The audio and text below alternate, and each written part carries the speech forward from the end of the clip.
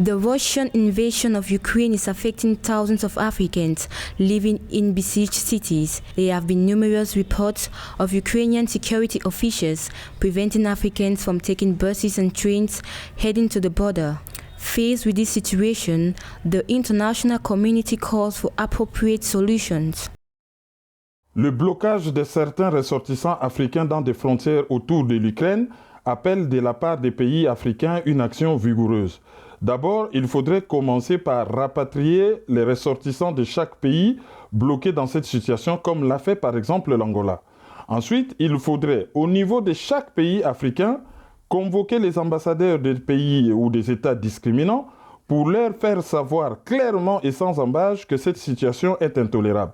Ensuite, il faudrait, au niveau de l'Union africaine, initier une action qui va dans le sens d'encourager différents pays à déposer plainte auprès de la Cour européenne des droits de l'homme, ainsi qu'auprès du Haut Commissariat des Nations Unies aux droits de l'homme, en même temps qu'on signalerait la situation auprès du Haut Commissariat des Nations Unies aux réfugiés, pour que cette situation soit dénoncée et que ça cesse. According to the Nigerian government, around 4,000 Nigerians are stranded in Ukraine and are mostly students. Also in a tweet, the South African government said its students and other Africans were maltreated on the border between Ukraine and Poland. For African governments, all those fleeing conflict have the right to have a safe passage, specifically referring to the UN Convention, and the color of their passport or skin should make no difference.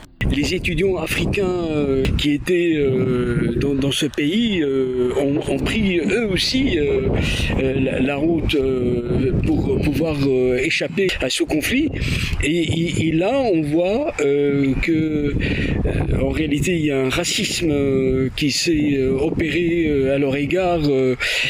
Quand on voit la Pologne, la Hongrie, des gens qui sont peu habitués à la différence des autres et particulièrement on l'a vu sur plusieurs questions de migration, notamment des Syriens, et on voit que en réalité c'est une mobilisation qu'il faut, heureusement que les médias étaient là pour témoigner de cette discrimination à l'égard des Africains de l'Ukraine. Cette sensibilisation d'ailleurs a poussé l'Union africaine à pouvoir dénoncer ce traitement.